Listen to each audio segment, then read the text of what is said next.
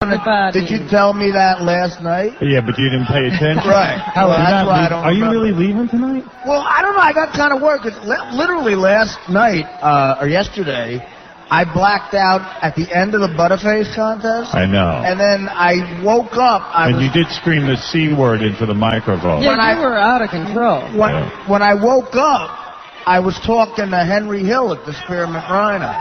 Yeah. You're kidding. I swear to God. Do you remember me being at the Spearmint Rhino? No. I had to come in and tell you that you should get home and go to bed. Yeah. They called you? They called me up and I went over, yeah. So the Spearmint Rhino was great. They were very nice to me. I'm sorry I don't remember being there. You know that I heard that you were in a wheelchair and you were knocking on people's doors. Yeah, I heard that too. I heard. Did you hear that you're not welcome back at the Spearmint Rhino and that you may have taken the check and ripped it up and thrown it in the owner's face? I don't remember that. I don't remember that at all. I know you were throwing plates at people. Yes. Oh, well, I am Park Creek. Do you remember falling off the stage and hitting your head? There's no way I fell off the stage. You fell off the stage and hit your head. That's when I was called up and had to come over and get you. No. Yeah. Do you remember Howard being there? No. Does anyone remember Artie? You were there, Zolar? I remember talking to 𝗦𝗵𝗿 at the Spearmint Rhino. What did you see, Zolar? Tell us. I'll tell you right now, man. Artie was so smashed. He just went to step up and he fell back. He hit his head. Guy goes over to pick him up and, treat him nice. Artie starts saying, "Get off me, you faggot, with that faggot shirt. Get away from me, you queer." We actually have it all on tape. Now, this is weird. So we got it all on tape, and we were editing the tapes. Somehow the E-feed got over to Mr. Lucky's, and everybody saw that. No, it was more than Mr. Lucky's. It went through the whole hotel. Oh, went through the whole hotel. So last night people were watching Artie falling off the stage. If the guy I was so I apologize. Yeah. You were calling everyone a faggot. Well, I don't call gay guys that. I just call regular guys. I started fights with four crew members: Scott DePace, Ganji, myself, and Brian Fallon. I don't remember. I know that at about 9 o'clock I got a call from the saleswoman at our local radio station here, Extreme, and she said Artie's passed out on the couch and he fell off the stage, and they took him outside, and they said the only way he could come back in is if he stops drinking. At which point I said, you know what? I'll run over. I'll do Artie's appearance tonight. I'll let him come back tomorrow night. And she said, no. Artie's not welcome back here anymore. He insulted the owner. He told the owner that he was wearing a Hawaiian shirt. He told him to keep his freaking money and buy a new shirt. Wow. Dude, I apologize. I don't remember doing that. So you could show Artie what he did. But the good thing is I don't deserve the money for the appearance, so I don't want it. But Do you remember making out with 𝗦𝗵𝗿? No. I wasn't drinking when I woke up. Yeah, so Artie made a real jerk out of himself. Now he wants to go home early. And I know your girlfriend was crying. You're asking why after that story? Your girlfriend was crying at the end of the show. Do you remember me? In fact, last night I was with his sister and his girlfriend, and we all strategically didn't mention Artie because we didn't want them to get upset. I think this is going to hurt my career. Well, do you remember me being in your room last night trying to convince you to not go to the appearance, and you telling me that you said Artie goes, "I'm an actor, dude. This is an actor." You said to me, "I am an unbelievable actor. Just calm down." As I was holding. I don't remember. I've never said that sober. Neither is anyone else. Are you in any condition to do your baseball challenge today? No, but I'll do it. I mean, what am I? I'm a professional. Are you going to be able to hit a girl? Are you going to be able to hit a baseball off a girl? I don't know. We'll see. Where's the confidence? I got no confidence. What's happening to you? I need a drink. Oh, no. By the way, I don't want to drink. Yes, he does. But wait a second. We're doing Porn Star Bowling today, and then I came up with something else. Since we have that bowling alley, yeah, we got to have a bowling match between me, you, and Artie. Really? Oh, Yeah. Christ. When was that decided? Damn. Why did you But decide a drunken that? bowling match. We have to take a shot dear. before every ball. Oh, no. Except I don't want to enable Artie. I can't take shots of tequila. Yeah, I tell you, that killed me. I'm all right with drinking. I don't want to bowl. There I see. We got the mics on? Wireless. Yeah. Isla, you with us? Come on over here. Let's talk. No, it's on now. It's on. Am I on now? Oh, there you go, Isla. Isla, you look great. You look like you're in shape. Have you been training for this event? Yeah, I just got out of the fire academy right now, so I'm in good shape, but not baseball shape. But I think I'm doing pretty good if we keep on giving these to Artie. Artie, You how can many, see that Artie's in baseball shape. Artie, how many Jack and Waters have you had for this? By the way, I'm in excellent baseball shape. I'm not in basketball shape. I've had, this is my second one. All right, so you're feeling a little buzzed. Yeah, look at her. She's like a cute broad. This is retarded. So there's no way. We should call it off. I almost feel bad if I hit her in one of her Let me tell ovaries. you about Isla Borders. Get a microphone on Isla. Let me tell you about Isla Borders. Why don't we get two microphones? Yeah, One for why are Artie we and one fighting? for Isla. That's good. You know, why don't we talk about Isla Borders and who this woman is who's going to be pitching against Artie? Isla, it says here on my notes, you are the first woman pitcher to win a collegiate game and the first to win a men's professional game. Why is Artie laughing? I'm sorry, I'm a little drunk. Why are you laughing, Artie? Because, come on. We'll see. That can't be true. We'll just see what happens afterwards. Isla is left-handed. She throws 5 pitches. She cut fastball. Fastball clocked as high as 78 miles per hour. No good? What are you laughing at that for? 70. Should I hit lefty or what? 78. Yeah. 78, that was my thing. I went in there. I'm not an overhead. I don't go throw 90. The ball's going to be moving. I hit my spots. You have control. Okay. Can Artie hit the ball off this woman? What are the rules, actually? What does Artie have to do? Robin, you know in Howard Stern Show fashion, we don't have any rules. Because I really don't even know what I just bet. We don't need no stinking rules. We do have what rules. are the rules? Here's the bottom line. It's a strikeout or a hit. That's the only resolution of this. If she walks him, the count starts again. It's got to end with either her striking him out or Artie getting a hit. We have an umpire calling balls and strikes, and we have 2 line judges on each side. If Artie hits a ball, they're going to call it fair or foul. They're the final decision. Isla, because you're a woman, because you do not have making fun of you your entire career, this is a chance for vindication for you, isn't it? This is a chance to have fun, but pretty much I'm used to it. So whatever people want to call me, they can call me. I'm ready for it. Your male teammates, when you played baseball, they said you were no good, you were a woman, and you've taken a lot of grief in your career, haven't you? Definitely, but I think for the most part I've had tons of support from my teammates. There's always just those 2 that always speak their mind. And Like those are the ones that Artie? get on the media. Do you have support from Guys the other like people Artie. in the fire department? Isn't it true you've been spit on by men? That's one, yeah, and that's a good one, too. You were spit on by men. You endured all kinds of swear words at you when you played college ball. And now, as a baseball pitcher, if you strike Artie out, this is your total vindication. And is it 10 or 5? 10 or 5 what? It's $10,000. $10,000 to you, courtesy of Sobe No Fear. The great Sobe. Great drink. That's right. Artie Baseball Challenge is sponsored by Sobe No Fear with the badass 16-ounce black can with red flames and Sobe lizards on the front. Well, let me say something. Isla's pretty low-key, but I hope that once you beat Artie's ass, that you really rub it in.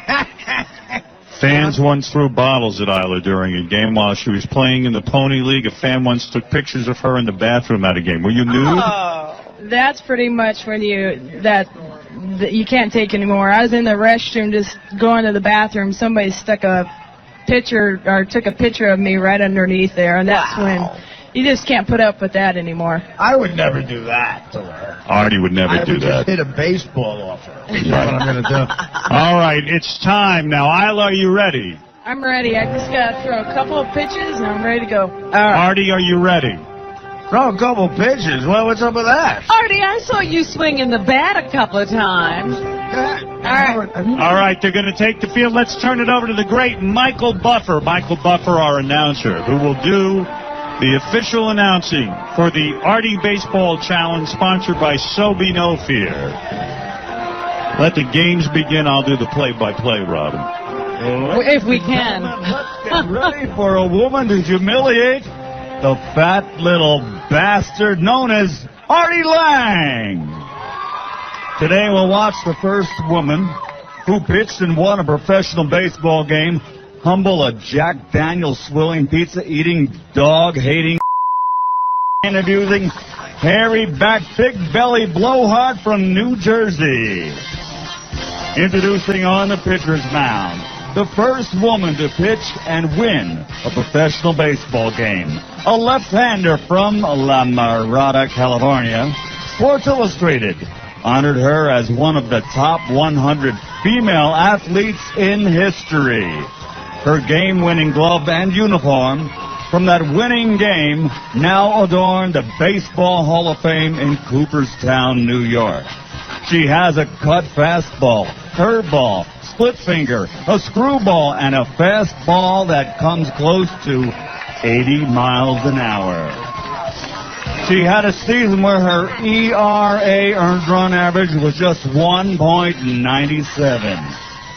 She's the woman who broke the all-male domain of Major League Baseball. Ladies and gentlemen, here is Isla Border. Michael Buffer introducing Isla Bordes, the great Michael Buffer, of course. He's going to announce the Roy Jones Sr. Antonio Tarver rematch this Saturday night, available on pay-per-view. There you go. And this is going to be a great event. Artie's over sipping Jack and water while he's warming up. That's his warm-up. I want to thank our field umpire, Kelly Gonzalez, who will be out there making sure that Artie's ball goes fair. We have field umpire Gary Gerwig, home plate umpire Eric Gregg, catcher Matt Segoyan, who's going to catch for this great challenge. That's very professional. Yeah, it's very, very professional. I didn't understand one thing Michael said about Isla. I don't know what ERA or any of that stuff is. But. Let's go back to Michael Buffer. And now, ladies and gentlemen, he's in the batter's box.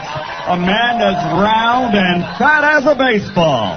He's been in such movies as Lost and Found, Dirty Work, The Fourth Floor. Did I say Dirty Work? Oh, yeah, he was in that Elf movie for about 5 freaking seconds. He was some sort of all-county third baseman in high school, in which he was held back from graduating because he had to go to summer school. He's been arrested for hitting a cop. He's been in rehab for coke. He drinks like a fish. He smokes like a chimney. And when he bets big, and he loses big, and he loses big, and he loses bigger. The man who paid $500 to a Las Vegas hooker that he didn't know was a hooker. Ladies and gentlemen, here is Artie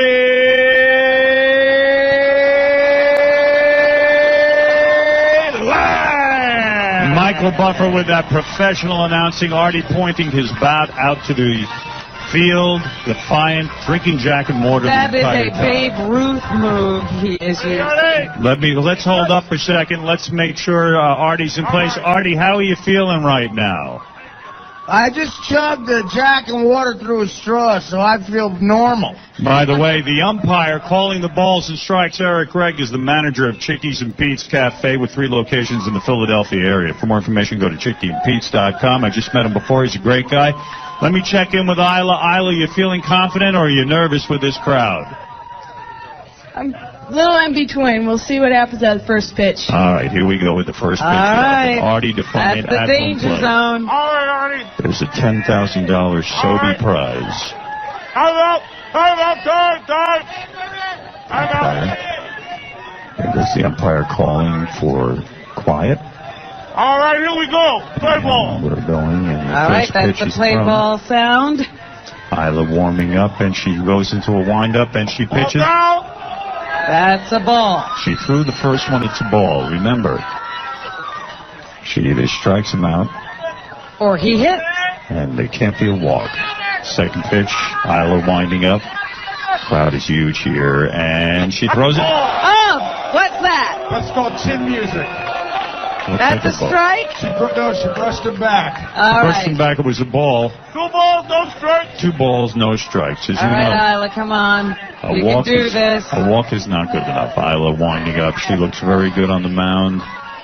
A little tight, but That's a ball. that's a ball. 3 balls in a 3 row. balls. 3-0. Artie, what's going on? Are you feeling confident, Artie? I'm out of breath. Already, and you haven't done anything.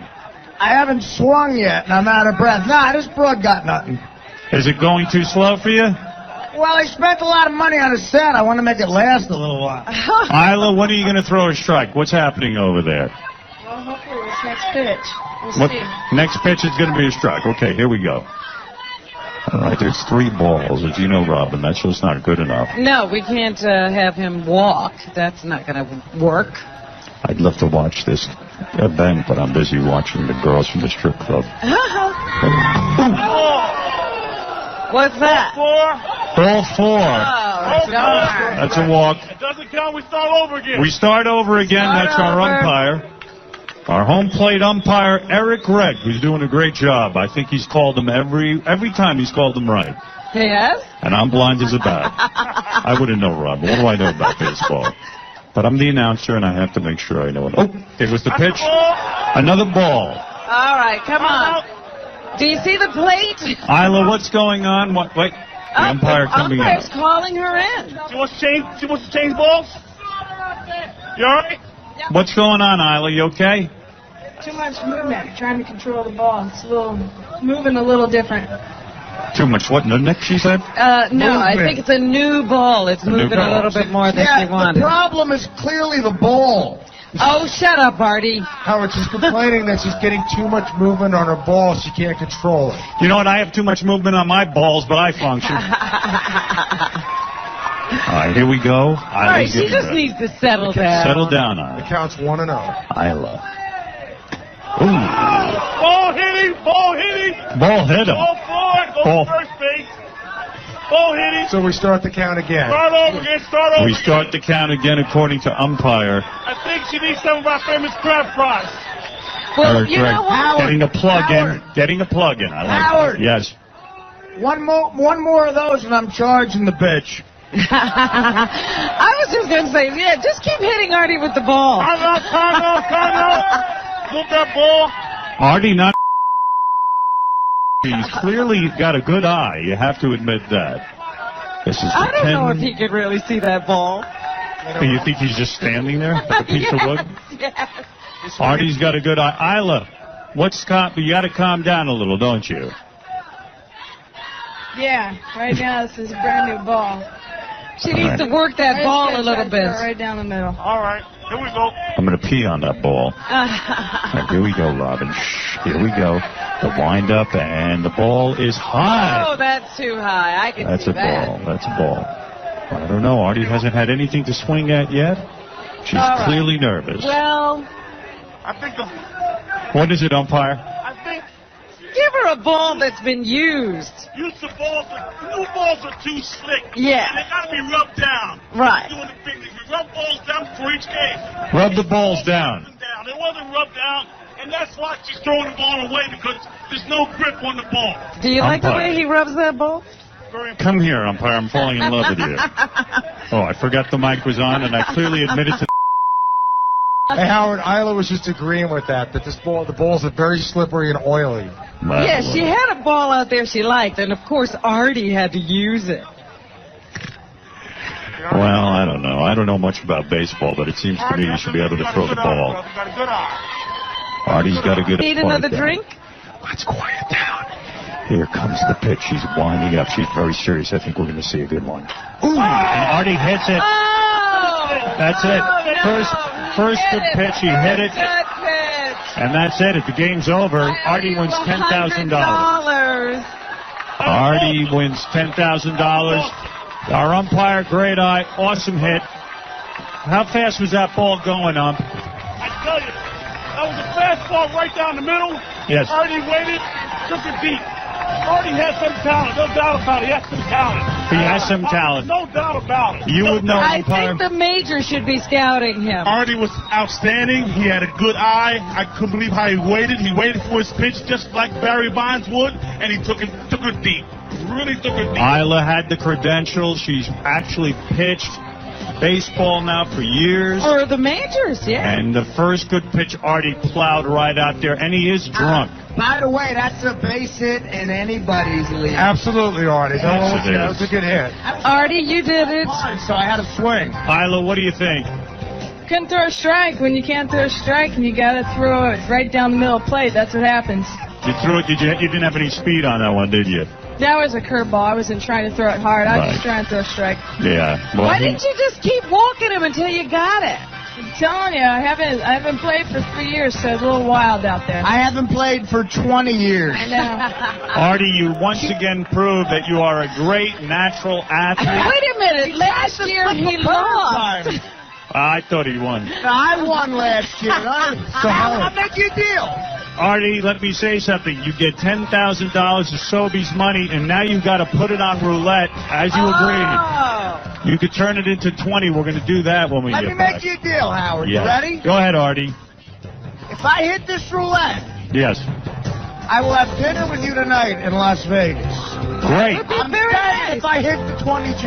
And will you promise me not to bet away the $20,000? Well, I can't promise that. All right. Well, special thanks for baseball. We have Gorick.com for donating the nets. That's GOUROCK. Event Center Las Vegas for the batting cage. And they're at www.eclv.com. Sports Chalet in Las Vegas for the rest of the equipment. Thank you, Isla. Hey, that's how it goes. Hey, Great job, hey, Gary, Isla. we got a little money for Isla since you came all the way down here. I do. What do you got? Got $1,000? I do. I have $1,000. All right, $1,000 for Isla just for throwing that pitch. How about Matt and I? Great catcher. He's in my academy, so everything went good. Okay, real good. And I want to thank everyone. I want to thank all our umpires for doing such a great Yeah, job. we had a great crew out here. Thanks all the fans. Thank you. Thank you very much. Thank you very much. Thanks for everyone, all our friends that are here today.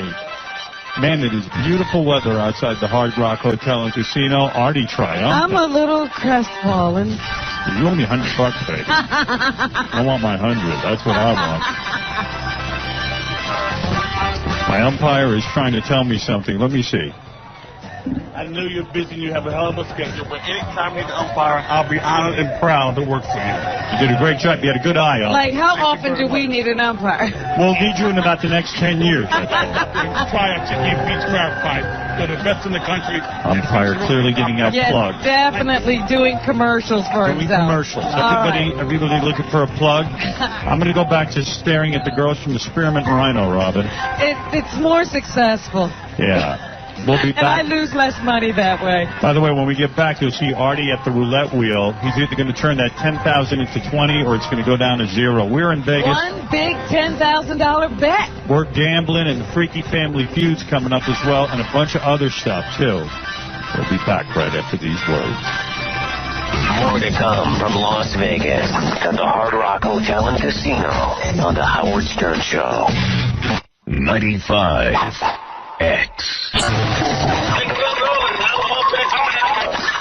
We're back live from the Hard Rock Hotel and Casino. It's the Howard Stern Show. All right, we're back. And we just had the Artie Baseball Challenge. Artie will be playing roulette in a couple of minutes with $10,000 of his winnings. Yeah, he's out on the floor in the casino waiting. It's kind of crazy in here. We went out to play baseball, and then Beetlejuice was leading the stage, and he moved his bowels on the stage in front of everyone. Was that to entertain the crowd, or? And Beetle, what happened? You moved your bowels on the stage. Well, my bowel was good. Right. It was good. But Beetle, don't you go to the bathroom in your room, not here? Nah, I went to the bathroom. Weren't you embarrassed to do that in front of everyone? Nah. You're such a small guy. I wonder if your movements are small. But is it small? Nah. Well, wait a minute. I have to understand this. So he didn't soil himself. He literally... You pulled your pants down and went to the bathroom on the stage. Nah, I didn't. You didn't? Nah. Oh, I thought you had. Okay, it must be my mistake.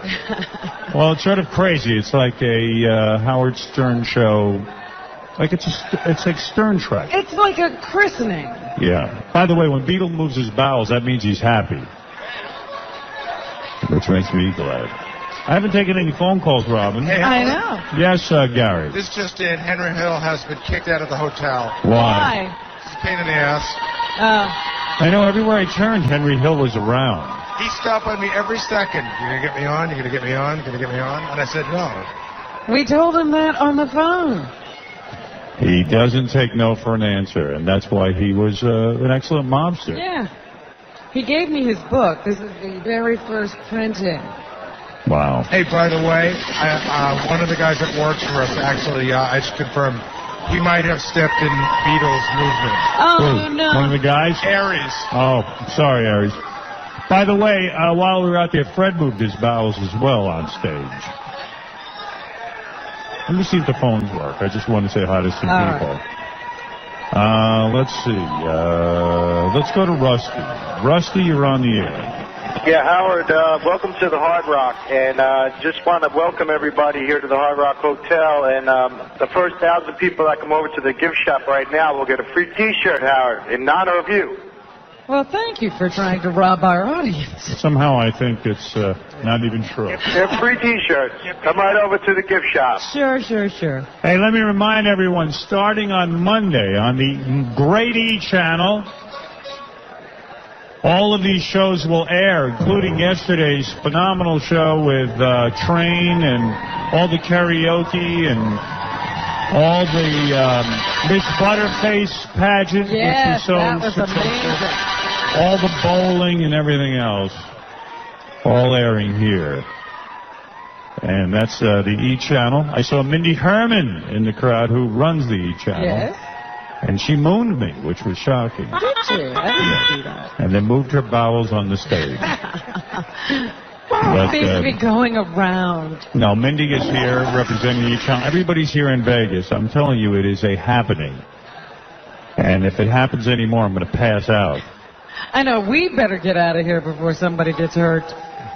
So, anyway, let's go look at Artie at the roulette table. Baba Booey, how's this going to work with Artie? Now, there's red and black, and then there's green. Right. There's only 2 green spots, 0 and 00, I believe. So Right. Mostly it's red and black. Artie's going to pick a color and he's going to let it ride. Oh, is that what he's going to do? Because like Sobe, no fear, Artie has no fear. Is that the concept? That's the concept. Yeah, I wasn't sure what the tie-in was. Hey, Artie. I like Sobe No Fear. They're very nice to give me this 10 G's to bet on. Hey, look, if I bet it on a number, can I win that amount of money or what? It's 30, I think it's 36 to 1. Yeah, but do you really want to risk 10 grand on that? Of course. What he has to do is bet the 10 grand, You think right? you're talking to a winner? Yeah. Artie, let me understand roulette, because I don't play it. If you just bet red or black, you can double your money. And you have a 50-50 chance. Right. See, to me, that'd be the way to go, and then make 20 grand, and go home and be happy. No, dude, I'm kidding. I'm going to do that, but it's a little less than 50-50 because of the 2 greens. But it's a great bet. It's the best odds you can get, in a casino. Come on. Now, what are you going to do? Are you going to bet red or black? Well, I thought about this for 0 amount of time. Black makes me look slimming. That's why I wear black. Hey, how come somebody has a note up that says the bet has to be red? Why does it have to be red? Where's Who's saying that? I have not heard that. Somebody put that up there. The bet has to be red? Does the bet have to be red? Why? That's never been discussed. I thought Artie just had to bet. I thought he's just betting. Why would it have to be red? Everyone's confusing me because I get all these notes, and I don't know if they're jokes or if... Tom said that. Tom, Why you want to does it explain have why to the be bet has to be red? red? We're not in on this. I'm being caught off guard. This is ruining my black makes me look slimming joke. Howard, trust me when I tell you we've had 1,000 meetings about this. I'm listening to Tom Sucks over and over again. We had 1,000 meetings and Tom never brought this up? No, we in the meetings we said, and Artie takes it and he puts it on red or black. Where is Tom? Why would he have to be red? Tom clearly playing for a different team than we are. I just saw Tom run out of the... He ran out? Ran out.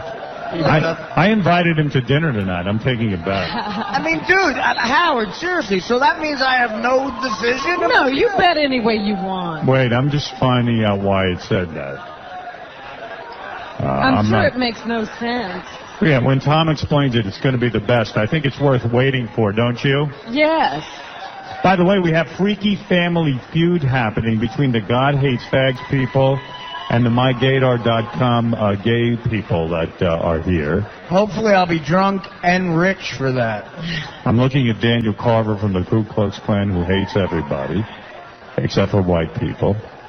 I'm looking at Miss Howard Stern, who's standing next to a girl who's dressed exactly like her. I don't know what the significance is. That's her best friend. Oh, I see. They have to dress alike, too. And Double A is out there. I see Yakko the Clown.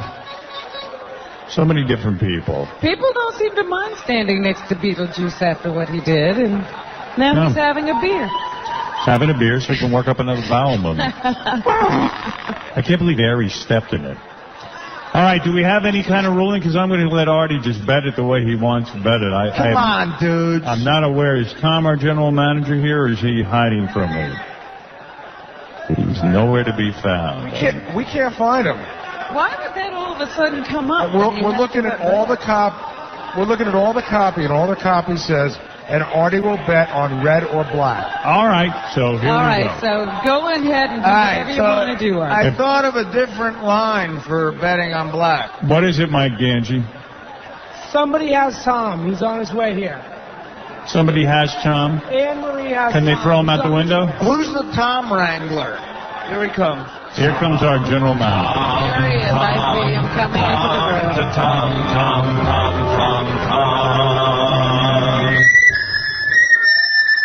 Great sound here. Where is Tom? Here he is. Now, Tom, tell me what's going on here. I just was handed a note 3 seconds ago. We went over the rules 9 million times, and suddenly you're now saying Artie has to bet red? I thought it was supposed to be a red bet. That's what we had originally talked about, because so be red. But it is red or black. I stand. Oh, it is? Yes. Well, thank See you. what happens when he thinks? Tom, you're not supposed to think. I thought their colors were black and red. I mean, Sobe is awesome. I love Sobe. I stand corrected. All right, so Tom just confused everyone, but it's okay. The note I was handed was false evident. Thank you, Tom, again. I'm always happy to slow the show down. Great job. I could have been into Freaky Feud already. Artie, forgive me for making you live out this horrible moment of suspense. Really? $10,000. You said, is it going to be black or red, or have you changed your mind? Here we go. Here's what I'm thinking. Okay. My favorite person of all time is black. His name is Mickey Rivers. He played center field for the New York Yankees in 1978. So I'm putting it on black for the great Mickey Rivers. Daniel Carver, the Ku Klux Klan, what do you think of that Artie is betting because he loves the black man? Well, it's 50-50 either way he wants to go. Artie's a loser, though. He'll probably lose. I'm not the one with the $2 shirt, Carver. That's Mr. Carver to you. Shut up, you're talking to an Italian. Well, go ahead and spin the wheel and see if you get your money, loser. Daniel Carver says Artie won't win, but Good luck roofing. I'm really hoping for Artie. He's sipping the Jack and Water. He Artie, could slow it use down. a win. He could really use a win Howard, here, folks. After I hit the ball, I'm kicking up the drinking a notch. No, you're not. I'm stopping you. I'm cutting you off. I don't care. All right, here we go. There we go. We're already back to yesterday. I know. He's being cut off. Howard, you hear the Artie slur story? Yes. Yeah, the Artie slur has started. There's no Artie slur, 𝗛𝗏𝗏𝗍. Is this number 4, Artie? This is you little bitch. All right, Artie, did you place your bet? I can't really see you. The 10 G's are right in the center of black. Let's do it. All right, here they go. I'm watching the wheel. The dealer's going to spin that wheel, and they put the ball in, and it's going round and round and round and round. I'll call it out as soon as I see it. Artie. And the ball's slowing down a little bit. Takes a hell of a long time. Wait. I'll call it out as soon as I see it. Artie bet black. The ball is spinning too fast to even keep track of. This is for $10,000. I hope he wins. He's on green. He loses. He loses on green. That could not be more perfect for my life. Does that mean you're going home? It's not even. If you go to the game, it's going to take you another... If the game is at midnight, it means you get home at 2 in the morning. It's crazy. Plus, this is the worst time of the year to be watching baseball with all the rain and oh my God. So was A-Rod a hero? I mean, he hit he hit the go-ahead run. Right? Here's the situation with A-Rod. Now he's Mr. November. The first two games were scary because it looked like he was back to not doing being anything. a shithead, yeah. He was 0 for 8 with 6 strikeouts, and I was at the game Thursday night. And exactly what you're talking about. I was at the game. I was falling asleep in the 7th inning. It's the World Series. But not only was he 0 for 8 and struck out another 3 times, he looked bad striking out, and he made what I thought should have been an error, and so defensively he fucked up, too. Ooh. I think I saw that. You're talking about in the field. In the field, he made an error. Grounder right at him, and he sort of sidestepped it. It was a tough thing, but A-Rod should catch it. It was like in the first or second inning. Yeah, it was early in the game, and the Phillies scored a run because of it. But the thing about the Yankees is, and again, I get when people complain about them, they buy everybody. So if A-Rod doesn't step up, someone else does. And even though A-Rod had a shit 2 games, the Yankees go into Philly up 2-1. You know, big deal. Right. Then the first game in Philly, A-Rod, gets hit by a pitch, which is a dumb move. Right. They sort of woke up a sleeping giant in a way. Next time he's up, he hits a home run. So it was a big home run. They were down 3-0. That made it 3-2. But that was his only hit of the game. Last night, he's 0 for 3 again. Doesn't look like he's doing anything, and he got up and he got a big double to go ahead. Go-ahead run, right? So he's only 2 for 14. He's batting like 143. That shit. But in October, the 2 hits he got are big hits, and he's A-Rod. I mean, it's like, I think A-Rod has a publicist the way Tom Cruise has a publicist, because even if he gets a big single in the 5th inning, he's on the back page of the Daily News, Right. And he sells papers, I get it. But, so it's weird now. A-Rod's not having a great World Series, but the 2 times he came through were clutch, and hey, that's what you need. I'm happy about it. Again, we're talking. The series ain't over, man. We got our hearts taken away in 2004 when we were up like this. There have been teams who've been up 3-1 and lost. Yeah, and the Phillies are a great team. Right. They're a great team, and I'll tell you how you bring people together. I'm at the Yankee game, and it's Philly in New York. It's Stern City Central, and everyone, of course, knows I'm a Yankee fan there. And they put me on the big screen. And I know you've talked about that before. And because I'm on the show, I feel like a douchebag. I get that kind of treatment, which is nice. And they've done that twice now. Right. And people are nice, like they cheer and stuff because they love the show.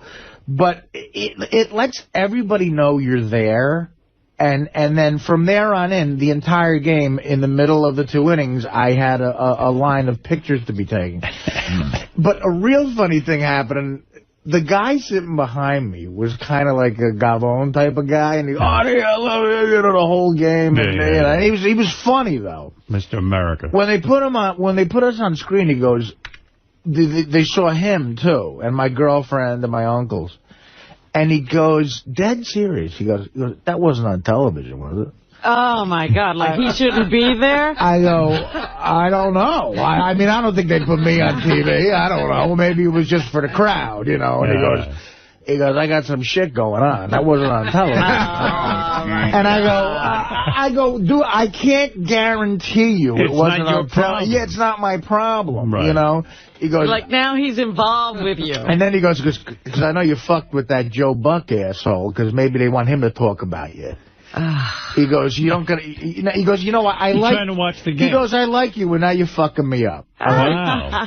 Okay, I'm trying to watch the game with a $10 hot chocolate, by the way, Howard. Wow. A hot chocolate is $10. When I went to the World Series with my father in '77, I still have the stubs. The tickets for $10. Wow. Yeah.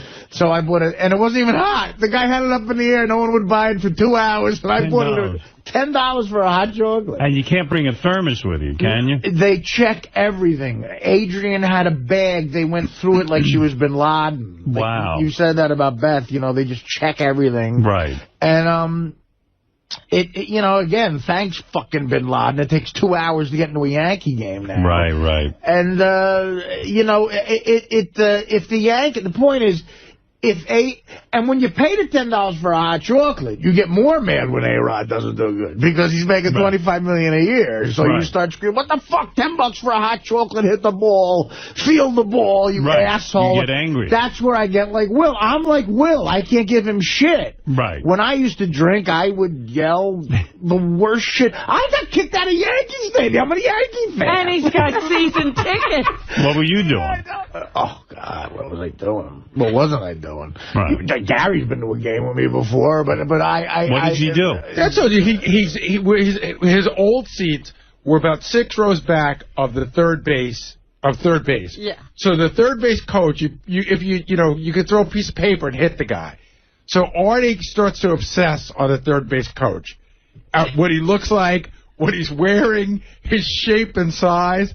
So he starts to yell at the guy, yell at him. The day we were there was a guy who was, you know those old guys, first of all, they have to wear baseball uniforms. They're like 70-year-old men in baseball uniforms. Which no other sport does, by the way. Like Andy Reid doesn't have to wear an Eagles uniform. Right. So the guy was one of those old guys. He had no butt. Right, the pants just looked like they just went down. So I don't know I can't remember. The guy's name was Johnson or something. Artie's on his 12th double. I was drinking back then. He walks into the bar. There's a bar outside of Yankee Stadium that everybody goes to, legendary, called Stan's. We walk into Stan's. Artie has 6 shots of Jack shoved into his hand before he can blink. We get out of there. We go to the game. They come around. Artie says, "Give me 4 doubles." That's just for him. 4 doubles of Jack. Because they'll never come back in time. So he orders 4 doubles. Then Artie gets up to go to the bathroom. Maybe it'd be nice to have a little breather between Jacks, and Jack. Yeah, how about some water? Okay. Artie gets up to go to the bathroom. They come back again for drinks, and I feel, well, Artie, gave me the ticket, so I said, "Bring me 4 doubles." Artie comes back from the bathroom with 4 doubles, and I said, "Well, I ordered 4 doubles." He goes, "Great." Now I'm all set. So now Artie has now had $12 drinks. He's had 5 shots at Stan's and 12 doubles. So that's 29 shots. Wow. What a constitution on you. So now he's working up. He's watching the game, and how's he awake to yell anything? I have a better constitution than America. So you drunk off your ass after that? You have to. I got drunk, and Gary, the funny thing is, first of all, he should be in the hospital. Yeah, and that's the time. Be in a coma. First of all the third base coaches have dumpy asses because they're all old guys, and my friends. This is a famous story of my friends, and I mean, I'm not saying this is funny. funny, but when you're drunk with your friends, this is funny. So the third base coach, the Yankees are killing this team, right? And he looks miserable. He's probably making no money. He's on the road. Real dumpy ass. And his last name was Ludoff, okay? So I'm ossified by the 6th inning. Now, because my seats are 4 rows behind third, he can hear everything I'm saying. So I start going, Ludoff, the third base coach, had a very dumpy ass. And that's all he kept saying was that verse of Ludoff the Red-Nosed Reindeer. They threw you out for that? We were throwing up laughing because we were drunk. Right. And then so I kept saying, Ludoff has a dumpy ass. And the guy came over and said, you have to, listen, we know you're a Yankee fan. Ludoff. No. Usher. Oh, okay. You can't say dumpy ass to kids here. Right. And again, when I was a kid, I remember a guy asking me to hold his beer while he rolled a joint. You know, times are different. Yeah, but I do remember going to games with my dad, and they would be drunk. Sitting next to Artie? And it scared, but it scared me. You know, I remember it was scary because there were old guys, like, they smelled like liquor and they're just, like, getting crazy. That's what the usher is trying to do. Get this Did you very say to the scary usher, man to quiet down. Did you say to the usher, can I sing Ludoff has a dumpy butt? Well, because everything, one of my friends, the funniest and rudest thing I've ever seen before is a playing the Blue Jays about 1982. It's a man with his 16-year-old daughter and his 10-year-old son. Now, the son has a little Blue Jay shirt on. There's upper deck at Yankee Stadium. And a ball and a glove to catch a ball, which will never come to us. Right. So the Blue Jays score a run, and my friend he's like Will and me. We all had bets on the game. And he's fucking pissed off because the Blue Jays go ahead by 2 runs. The kid's going, yay, yay, yay. And he's sitting next to his 16-year-old sister. And my buddy goes, hey, Blue Jay kid. That's what he called him. He goes, hey, Blue Jay kid. And finally the kid turns around and be like, yeah, like with it. My buddy goes, I can't even. What did he say? My buddy goes, your buddy. I fucked your sister last night. God. How old? She was 16, I think. I don't know. She was an adult. I hope they threw you out.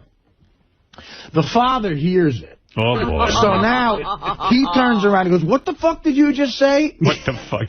My buddy goes, I said I fucked your daughter last night. So now it was our fault. Yeah. You think? Really? And so the guy swings, me and my 2 buddies swing, and then we got thrown out. Well, yeah. But, yeah, no, that should happen. Wow. That was bad. That's bad. She could have said that to one of your kids. You fucking believe me, I would. You don't even have kids, and you would go nuts. I saw again, the stuff you see your father do. I saw a guy threw a beer bottle at me once. Wow. And I saw my father.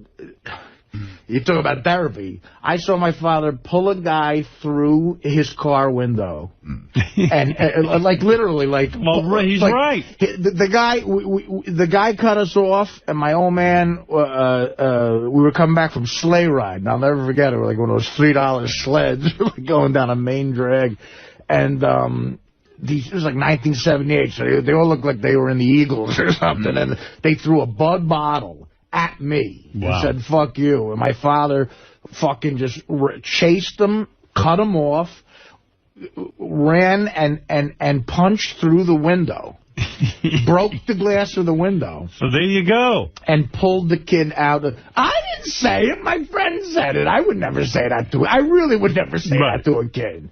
But, you know, protected you. So the dad was right. He went and he stuck up for his daughter. The third base, the third base coaches caught a lot of. There was one guy called Kim who was an Asian guy. Yeah. He was a Red Sox third base coach, and he was about 2'8". Okay. Right. And we kept calling him Little Kim. and doing all stupid jokes Wow. like, "Hey Kim," and like, and every time we go, "Hey little Kim," and then he would finally look at us, and we'd go, "How does it feel to be the last guy to know it's raining?" Every dumb short joke. So anyway, you went to the. What was they asking? Gary was with me at the game, and we fucking... All right. Yeah. Hey, can I just say one thing about A-Rod? You know, he's supposed to be the classiest guy in the world, you know, Armani suits and everything. I'm watching the game Saturday night. They put the camera on him. He's at third base. He punches a glove. He did the grossest thing. He takes his finger and he presses it against one nostril, and he blows the biggest snot rocket I've ever seen. I was watching the game at that Yeah, point. what is going on inside him? He's always goobering and clamming. He's a twitchy kind of dude. But I mean, it was almost like they said, you know, we're going to put the camera in. He had no idea. Hold that nostril down, and the snot goes like 10 feet.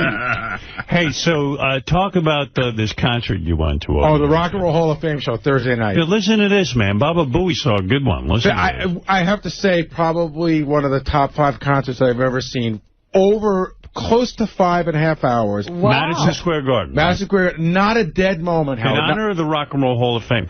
Why are all these guys trying to raise money for the Rock and Roll Hall of Fame? Ross and I were talking about that. I think they're just all about the preservation of, you know, of putting and together. archiving. Just archiving, keeping the museum together so that in 100 years people know. But, you know, you're right. It's weird. You can't get this. You couldn't get this lineup together against nuclear war. Exactly. You know what I mean? I mean, Jackson Browne couldn't get the No Nukes concert this could have built. But go ahead. It was one of the best concerts I've ever seen. So it was divided into, there were 4 main acts, and then each of the acts came out, and then they would have a bunch of people with them. So the first act that came out is Crosby, Stills, and Nash. Wow. They come out, well, the show starts, we hear there's going to be a special guest, right? And Ross and I were on the fence about whether to even go to the show. You know, ticket was like $250 for like not even a great seat. Mm-hmm.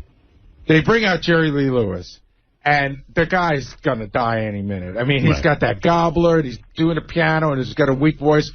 And I go, God, is this going to be one of those sad shows where it's just a lot of old people? After that, it was just all the way uphill. Well, it's like when they tortured you with Ravi Shankar at the George Harrison concert, whatever that was called. Concert for the Bangladesh. Concert for Bangladesh. They torture you with Ravi Shankar for a while, and then the concert gets really good after that. So you always got to be tortured. Tom Hanks comes out. He introduces... Tom Hanks? Yeah, he does a whole rap about how important it is. He introduces Jerry Lee Lewis. Crosby, Stills, and Nash at the stage. They do a bunch of songs. They sound, you know, pretty good. They do the hits, none of that new shit. It's Howard, everybody that comes out does nothing but hits. All right. They do, it's, you know, at one point, I can't remember the order, but it was Teach Your Children, Marrakesh Express, but there's another song that you would really like. I just can't remember the name of it. Then they bring out Bonnie Raitt. She sounds phenomenal. She does one song. Right. They bring out Jackson Browne. He does a Pretender. Wow. And another song sounds fucking phenomenal. Then they bring out James Taylor. Now, when you say they bring out, do they have multiple, like, setups so that people... No. In other words, these people come out to play with Crosby, Stills, and Nash. Oh. So at times Crosby, Stills, and Nash are backing people up. Go ahead. And so then James Taylor comes out. So that whole thing takes like an hour. Wow. And that's great. That would be enough for me. That's great. Yeah, that's a concert right there. Yeah. The second person out, it takes 5 minutes to switch the stage. Really? To change. Second person out is Paul Simon. He comes out, does a bunch of his solo stuff, and then he brings out, because now he's, like, Crosby, Stills, and Nash were representing, like, the West Coast. They were doing themes, right? So now Paul Simon's representing New York. He does a bunch of his solo songs. Then they bring out Little Anthony and the Imperials, and I go, 6 guys in their 70s. They do one song, a cappella, sound phenomenal. And it's great. I'm like, I like Little Anthony and the Imperials. They're, you know, they don't overstay their welcome. They're great. Right. I forget who, you know, I'm leaving out a bunch of names, but inevitably he brings out Garfunkel. And they sing together, and they are phenomenal, Howard. They are. Phenomenal. I mean, they both sound great together, and it almost makes you think, like, why don't they play together more? Because Paul can't stand art. I wonder. I mean, you know, they got together for this, but it's almost like it's their duty to sing together at least every 5 years because they're that good. Wow. Then a little bit of In other words, when Simon's doing his solo stuff, it's not half as good as when he's with Garfunkel. It's good, but the Simon and Garfunkel stuff is iconic, and they just sound great doing it. Like, listening to them, I thought to myself, they could get together tomorrow and write a bunch of new songs, and it would probably sound great. I don't know if they'd be great songs, right? But they're still in that great a form. Go ahead. Take a little bit of time. Okay, a little bit of technical difficulty, 20 minutes. Stevie Wonder comes out, and he's great. And I can't even remember, like, at one point, John Legend came out, and they did a couple of Michael Jackson songs, because that's representing sort of the soul Motown part. And again, I'm leaving people out that came in and out. Then he's done after his 45 minutes. Springsteen comes out. Wow. And Springsteen just won't leave. I saw that the show was supposed to be over at 11:47. So there was like a 20-minute, delay. I left at 1:30. They were doing the last song, 1:30 in the morning. So how long was Springsteen on? Springsteen was on. He did his songs. He brought out Sam from Sam and Dave, right? Right. They did 2 songs together. Again, I hate it when guys get together, do the old songs. Sounded phenomenal. They did Hold On, I'm Coming and Soul Man. And it Bruce sounded on for like 2 hours? Bruce was on for like an hour 45. It sounded great. Then, when you think like there's nothing left, Bruce does this whole rap about, New York and Long Island, New Jersey and Long Island used to be connected, and now we're going to connect it again. Billy Joel comes out. Wow. And then they do a bunch of songs together. I mean, it was a phenomenal show. Wow. What time did you get out of there? I left at 1:25. I got home at almost 3 in the morning. Wow. Jesus. That's some show. But I never, unbelievable. Yeah. I never sat there at any time and looked at my watch and go, oh, my God, this is boring. Or You're just having a great time the whole time. Because nobody stayed on long enough to bother you. Wow. Wow. Who'd you go with? Ross. And is that when you went to dinner with him? Yeah, we went to dinner before. Listen to this. Gary comes in this morning and says to me, I'm never going to dinner with Ross again. I go, what happened? I figured it was behavioral, but it wasn't. Tell that story. Ross always knows where, like, the cool restaurants are and good stuff. He says, he knows I love sushi. He loves sushi. So he says, let's get sushi. I know this place. He goes, really good. A little pricey, but, really, really good. So we go to the restaurant, and it's not like a huge fancy restaurant. It's a little tiny restaurant. We go and we sit at the sushi bar. Right. You're not even at a table. Not at a table. The waitress comes over, and we have to give our likes and dislikes. His goes on for an hour. Mine's like 2 seconds. Right. I said, I'd rather have sashimi. He'd rather have sushi. I don't eat this. I don't eat that. Whatever. So they just start bringing food out. The sushi chef puts some food in front of you. Well, you don't have to order. You don't order. I love that. Okay.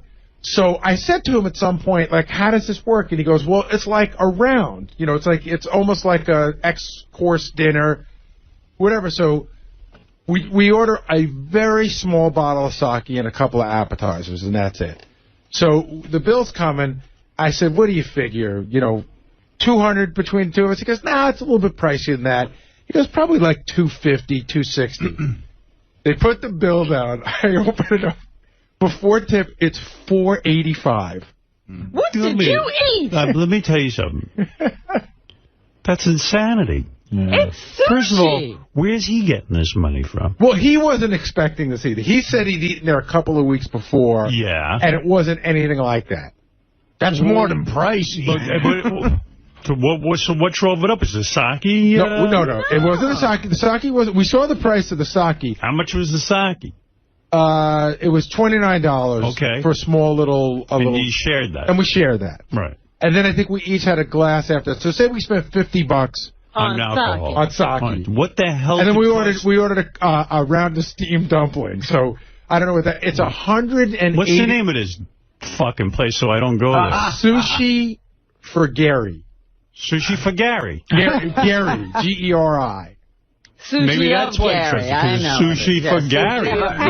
It was Gary Sushi. He owns Sushi for Foha. It was $180 each just to sit at the sushi bar. And then I think when it was done, Ross ordered an extra thing. So it's $360, another $50, $410. I don't know. It was $480, and then we had to leave a tip. So it was in essence. What'd you leave for a tip on that? We left it. He was so pissed. He's like, I'm only leaving $40. So on $240 each, we left $40, which is 15%. Yeah, well. And so basically $300 a head for sushi. Now, is the sushi incredible? It's very good. Not that good. But I said there's a place I go to on this block that probably costs 10% of what I paid that night, and the sushi's like 80% as good. Right. Like, it's just, it wasn't like the ambiance was great. Like, listen, even if you go to Nobu, it's pricey. I've been at Nobu. I've seen Chris Rock. I've seen Derek Jeter. You haven't seen anyone famous, even. No. Yeah. Well, so you're Ross. Wow. It's the most I've ever paid for a meal. This Ross, he doesn't spend a dime on anything. Sure he does. I mean, no, he on himself, but not on his wife. I don't know about that. He keeps her on austerity.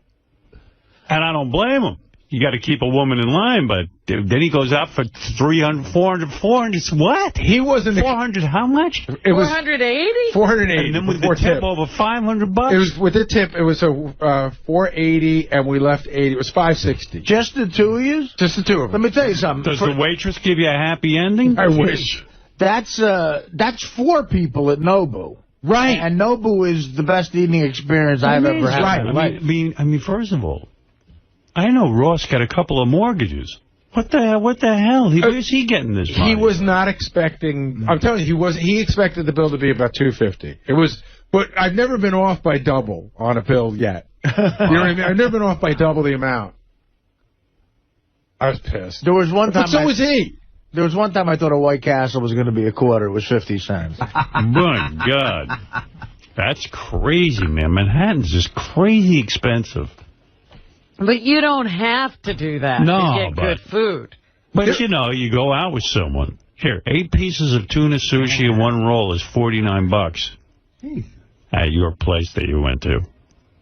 They handed me this. Yeah, but again, how much sushi did they eat? Yeah, I mean, what did you eat? No, we ordered, like I said, we didn't order sushi by the piece, which we said in retrospect we probably should have.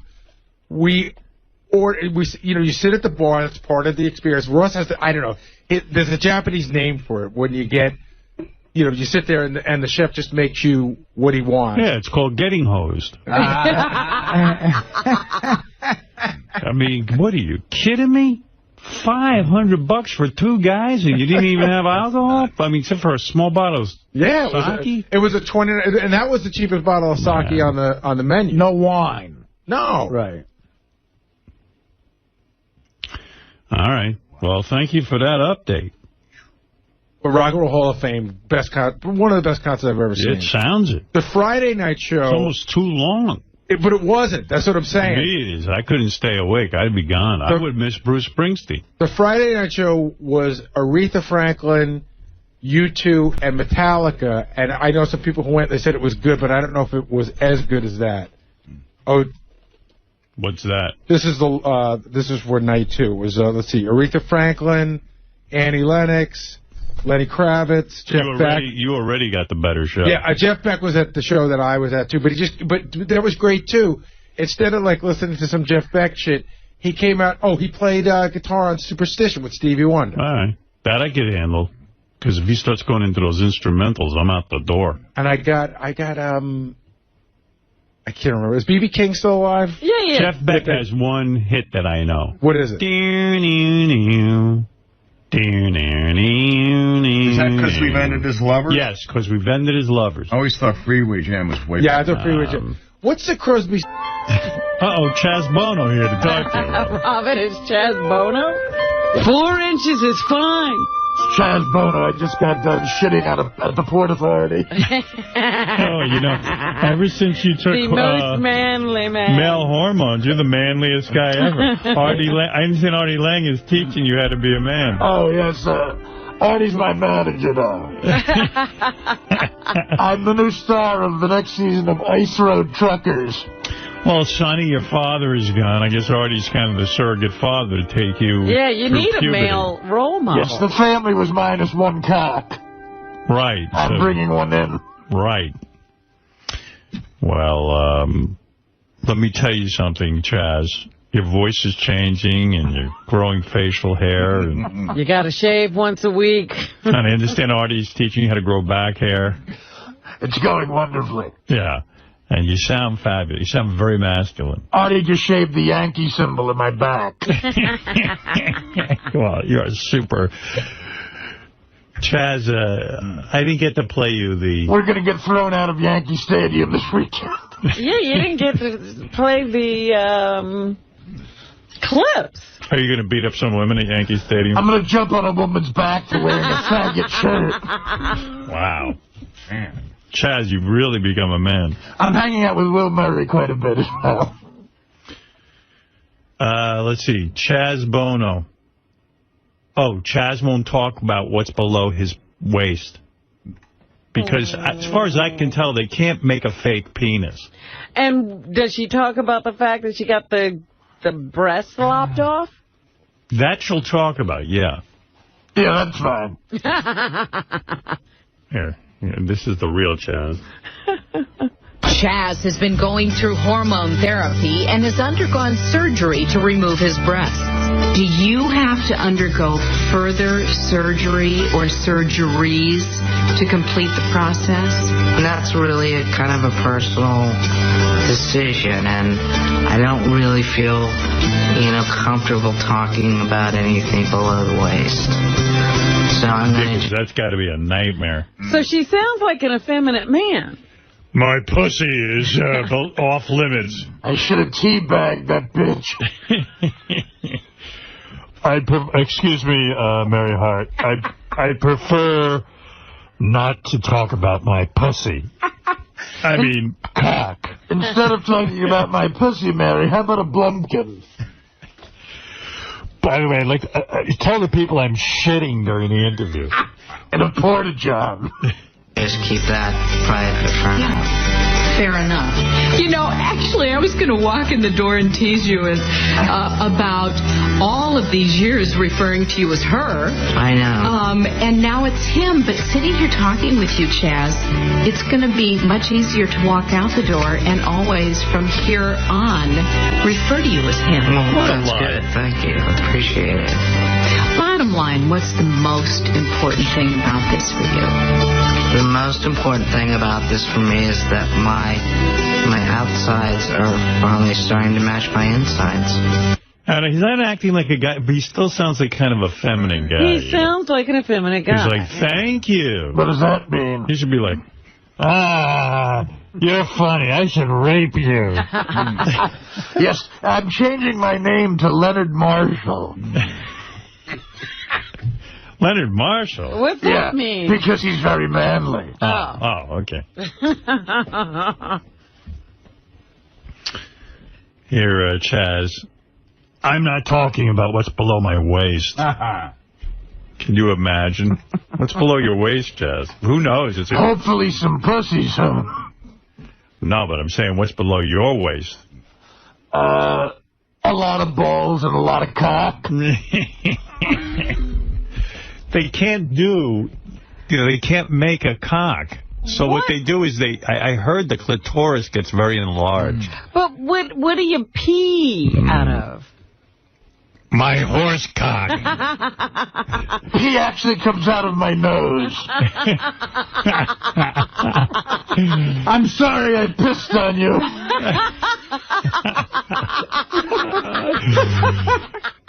Here, Chad. If I look at the sun too long, I piss out of my nose. So your plumbing's all screwed up. Yeah, there's been some side effects. There was some rewiring. They told me the operation had some side effects. I said, like, what? They said, well, like, you might become a dude. They actually took a beer can and molded a cock out of it. It's a combination of a dick and a pussy. It's called a dussy. Here's Chaz. I have a dussy? I have a dussy. Here's Chaz talking about hormone therapy. And I like the woman goes, I was going to come in and tease you about, tease you. Yeah, you can imagine the teasing that must go on for poor Chaz. I'm going to tease you. Yeah, if you teased me, by the way, I would have shoved you up the chimney.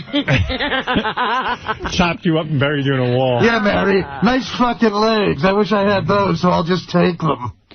As part of his transition, Chaz undergoes hormone therapy, which includes testosterone. The hormones have clearly changed your voice. Was that something that was a real adjustment for you? It does it in stages.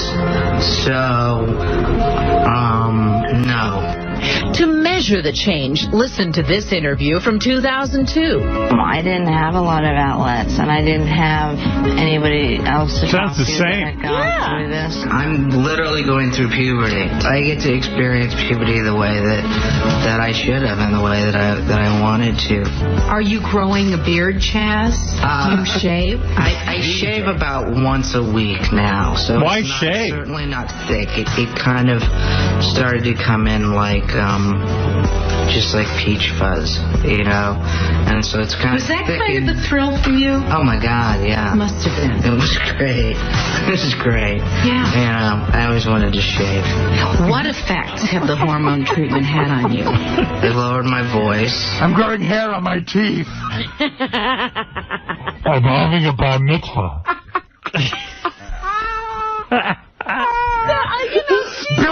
Billy got sick, so I'm touring with ZZ Top. She's not experiencing puberty like a guy. Why would you shave, though? Like, you'd be so proud of some facial. It's probably coming in patches. In fact, I have a mustache like Zorro. My new nickname amongst the guys is Gene Shalit. Oh, you got a big Gene Shalit mustache. I do, and I'm reviewing movies for no reason.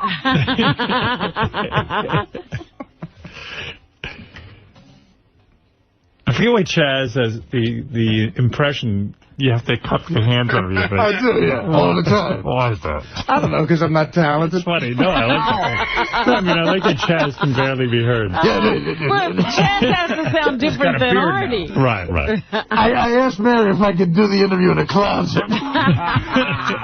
I've been in here for so long. Because as far as I can tell, when you have this operation and you're a chick, like, as much as you want cock and balls, there's no way they can give you balls. No. Like, not even like a fake pair of balls. Right. Like, glue them onto the bottom of your vagina. I mean, I suppose they could make up something and find some skin from somewhere and put some prosthetics in it. It'd be cool like if they glue some balls onto the, like, just cover up half your vagina. Just a couple of golf balls. You get like a big hot dog to act like a penis, and then you leave a little hole for the pee to come out. My mother did me a favor and made a very awkward phone call.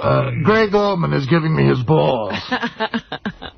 Cher would embrace her daughter being gay, but how does she feel about this life-changing experience? Chaz remains private about that, telling me he cannot speak for her, but he is making a major effort to bring understanding to everyone in his life. Has anybody said, whoa, do you really know what you're doing? Not once I talk to people about it, and the people in my life are just happy that I'm doing this and seeing the positive effect that it's having on me. One of the benefits is I'm fucking a lot of girls that look like my mom. Like, I'm dating a Cher lookalike. I'm gonna fuck her hard with my hot dog. Most Cher lookalikes are female impersonators. Artie taught me to say hot dog instead of penis. Artie's a real man. I want to be just like Artie when I get full transition, like a werewolf. For breakfast, Artie made me some chicken jambon. Yeah, when I was a girl, I used to have, like, tea and crumpets. Pussy. Now, I have... What do I have? Chicken jambon pizzaio fiadero.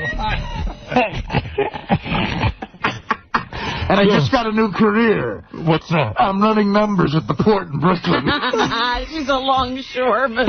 I'm more of an enforcer.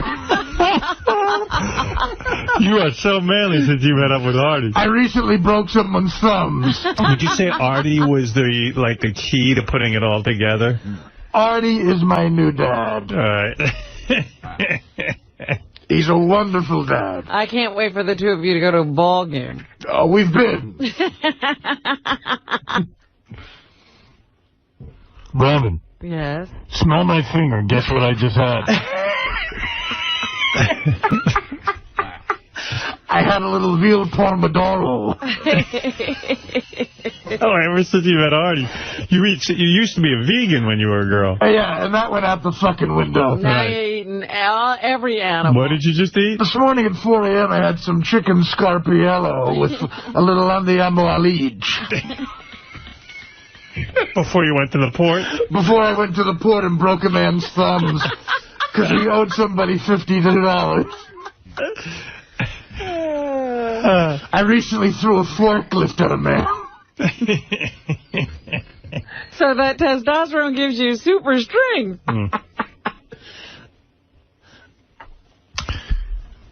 Yeah. Picking up forklifts. Picked it up, my pussy started to bleed.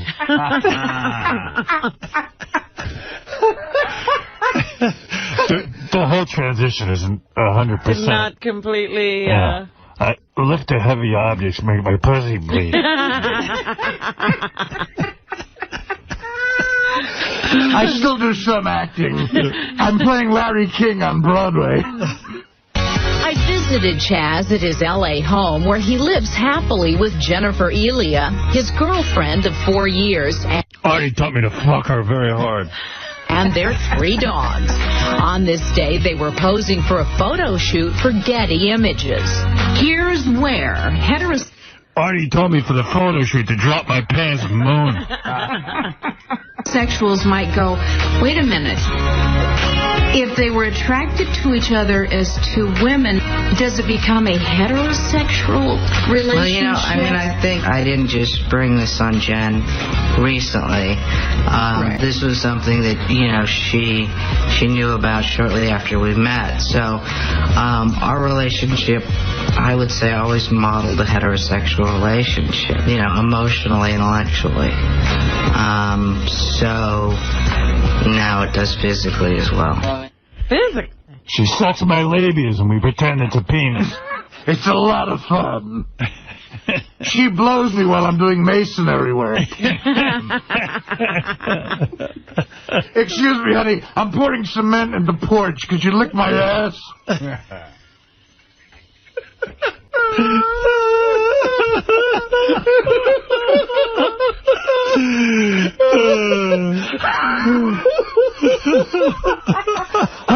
Honey, very sad. Honey, while I'm breaking a man's thumbs, could you give me a rusty trombone? Do you think that one day she'll get to a point where she's like, this isn't all it's cracked up to be? I think she's almost there. It wasn't for Artie helping her through this. If it wasn't for Artie and his compassion, I think I'd kill myself. Now that I know when you were a girl, you would go to the bathroom, close the door, and if you took a dump, you'd do a courtesy flush. What do you do now? Well, now I just don't flush. You don't flush at all. When's the last time you flushed? The last time I flushed was 1988. Smells like a zoo in there. You got a big pile of shit coming. A big pile of shit. Artie taught you that? Yeah. Well, now I never flush because the toilet at the Port Authority doesn't work.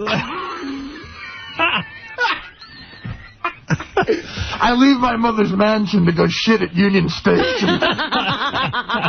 That's what a man would do. Well, you've learned a lot, I'll tell you that, man. You're so manly. You're more manly than anyone I know.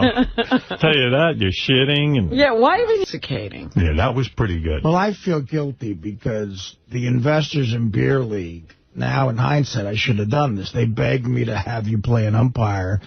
And I'm sorry, man. I made that decision for you. You didn't even bother to ask. Yeah. I was presumptuous and said no. You're no bro. You're right. All right. Let me thing a broken do. Let me play a couple of things here. These are various voicemails that have come in.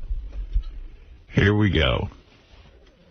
All right. So I got this voicemail, and I got upset. Because Wendy's crying because she can't find her cat. Oh, jeez. But within 2 seconds, she converts that into, I need an Xbox. And you are an asshole. Right. And then 2 seconds later, Richard had a voicemail with her singing. Oh. So she goes from one... Yeah. mood to another very quickly. So sounds retarded. Here's the Wendy side. That's the beauty of being retarded. Yeah, Will, is there any way you could call me back in the morning or something? Because I really, really can't sleep at night. I've been worrying about Tigger. This is the 20th day, and I don't know what to do anymore.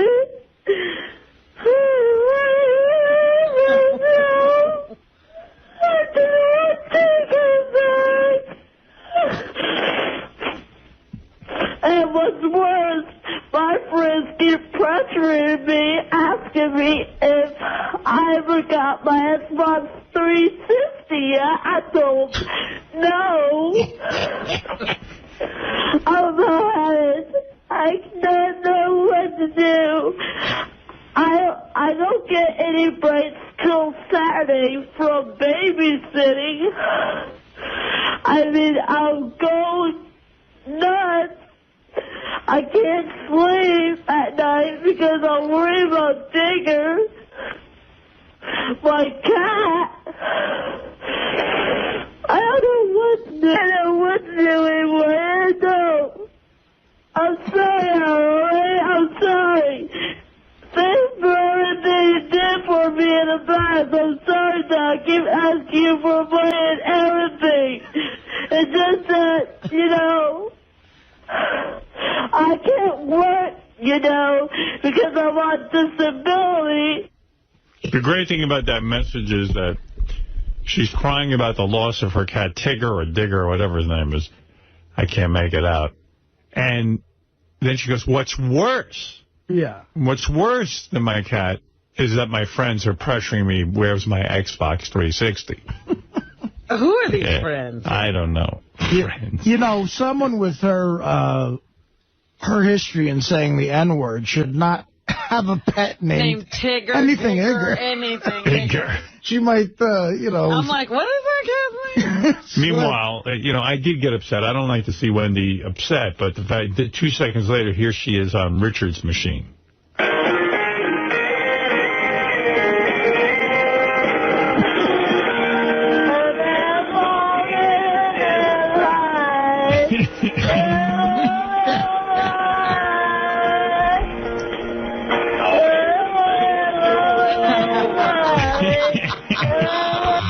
You get the idea. She's already forgotten the cat, forgotten the Xbox. She's happy again. There you go. Also on our machines were burning up last night. Jeff the Vomit guy checked in. He hadn't checked in a while. Here is his disturbing message of the day. Jeff the Vomit guy who enjoys having women vomit on him. Well, Murray, this is Jeff Levy. I had an idea. I just got home from the city. It's 4:30 on an early Sunday morning. This is the one day of the week where I take my sojourn around the bar scene of the Lower East Village, checking out girls coming out of the bar, potentially feeling nauseous and throwing up from drinking too much alcohol consumption, okay? Sometimes I get lucky. Other times, you know, it's like looking for a needle in a haystack. How would, you know, someone from the Howard Stern page, how would they like to do, like, a story on my life? You know, I could say I'm like some 50-year-old sad sack individual who lives his life just for watching girls vomiting, has no real other career, no real other interest. Just, you know, would it be too unbelievable to be true? In other words, would it be so far-fetched that no one would buy it? I think it would make for a good human interest story. There's some guy out there who lives his life for vomit, to see a hot chick vomiting when no one else feels she's attractive at vomiting. And I think it's the most erotic thing to see someone do a Roman shower, spew forth all that liquidy, chunky vomit onto the streets of New York City. Basically, I'm standing there getting an erection inside my pants, okay? That's the only way yours truly can get turned on, by seeing a girl vomit. How about somebody doing a story on that?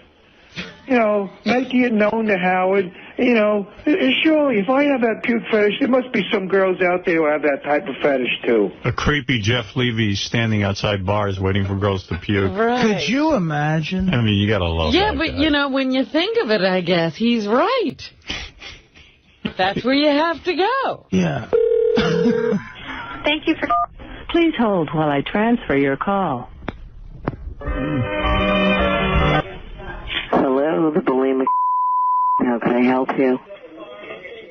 Chef Levy. Sheriff Levy? Chef Levy. Jeff Levy. I'm a vomit lover. What does that mean? I'm into emetophilia. I like girls getting sick. Could you help me with that? No, I can't. You want to get involved to help people who are sick. Seeing girls vomit, I get turned on. Okay, I'm ending the call now. This is inappropriate. That's what I like. That's what I want to be a part of. 𝗦𝗵cie. Can I help you? I'm a vomit lover. That is something I am not going to talk to you about. Can you help me with that? What is it that you need help with, Jeff? But do girls like to get sick? Maybe 𝗦𝗵cie No, chicks. they don't like to get sick. Seeing girls vomit, I get turned on. Off the mark. But the question is, are any girls out there willing to accept the likes of me, a 49-year-old man who doesn't have a career, who's out of work, doesn't make much money, obviously, and just likes what he likes? And I think I would need to find a girl who has shares that same fetish. No. There is nobody here who can help you. No. I like to stick their fingers down their throat in an erotic way, and I get a hard-on from it.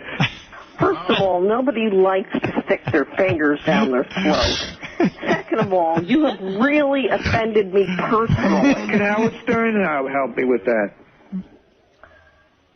Sir, you are an asshole. Now that's putting it succinctly. She got it on the money the first time. He is an asshole. Well done. Also on our voicemail, Crazy Alice was just going berserk about Will peeing in the toilet, not flushing. Oh. And she's, I think, upset with us for making fun of that. And I don't even, you know what? Wait a minute, I don't understand. You know why you don't understand? You tell me what she's saying. If you can decipher what the hell she's screaming about. I've become pretty good at Crazy Alice. Speak, let me try. You will not be able to do it. All right, I'll try. I will. I'm glad you're defending yourself, because you're not the only one that pissed in that fucking toilet. And I get other guys piss all over too, but it gets my kicks. I get my kicks off when Robert go in there, see the piss. She has to flush it down. When she throw it in the face, buying expensive boats she don't ride, 3 homes ain't for 1 coon. Punish those rich people. We'll punish them. Because I go in a public toilet, the bitches leave shit in the toilet and piss all over the floor. So man's not going on this goat, gay cocksucking faggot rap. You know what really goes? You sucking dick for a living, faggot rap. Yeah, I said faggot, Artie, faggot. Okay, rap, you a ghost with your bare face, faggot. Bye. Yeah, I mean, I was with her for a while, but it just completely disintegrated. Yeah, I don't know. She went off the rails. Yeah, she really did. Hey, you know, and you don't know what she was talking about, did you? Well, she started off saying Will is wrong for doing it, but then she liked because I had to go in there and see it, and I'm a rich person, you have and a boat and 3 houses. I can't ride in 3 houses, and she likes that idea, but then she went off on Ralph, and I don't know why. How did he work his way into there? Okay, best tape of the day, though. Best tape of the day. So you announced the other day that Gary Coleman from Different Strokes, the little black kid who never grew up, you know, who stayed a midget. He's 4 foot, what, yeah, 8 or 9? 4 foot 8. Something like that. He finally got married. He'd never been with a woman. Found a woman, married her. 22-year-old. 22 years old. I saw a picture of him in the paper. It's extraordinary. Yeah, it's extraordinary. And now Inside Edition has the first exclusive interview. They've been married for months. They got away with it. Nobody knew about it. I mean, paparazzi, I guess, are not exactly following I guess around. they had to finally tell people because nobody cared. So they get the first interview with Gary Coleman and his wife, and already they say there's anger issues and problems in the marriage. No. Yeah. For the first time, we're hearing from Gary Coleman's bride, Shannon Price. They secretly got married last August. Is the honeymoon already over? I noticed neither of you are wearing wedding rings. How come? We never remember to put them on. Yeah, and I'm a little skeptic because I don't want to lose it. In this Inside Edition exclusive, Gary and Shannon speak for the first time about their volatile and stormy relationship. Yeah, things get He does. Like what? Chairs. The printer today. Yeah. They revealed that just hours before we arrived for the interview, there was a blowout. He threw the printer today? Yeah, I threw the printer because my agent wanted to send me a fax, and it wouldn't fax. And she was upset at me over something that I had done. So did he make up? No. Not yet. No. It's okay. I'm kind of used to it by now. Good Recently, Lord. someone called the cops when they saw them fighting, and Gary was cited for disorderly conduct and sent to anger management class. Did it help? No. No. Have you ever been worried for your safety? A lot, yes. I have 3 dachshunds as well, and I worry about them too. Jeez. God. Why are you worried about them? Because he doesn't like them. That doesn't mean I'm going to kill them. During the day we spent with them near their Utah home, Gary and Shannon never hugged or kissed, but they say they have a special bond. So you know That's hilarious. So you know that, like, someone like Mark Cronin's already has to be on the phone to them. Absolutely. There's got to be a wedding reality show for them. By the way, I mean, I know a quick way to get money. I work. If you need money and you want money quick, Yeah. quickly get on the phone to Gary Coleman before Mark Cronin does. And produce this show and take it to VH1. And just give it a goofy name, you know.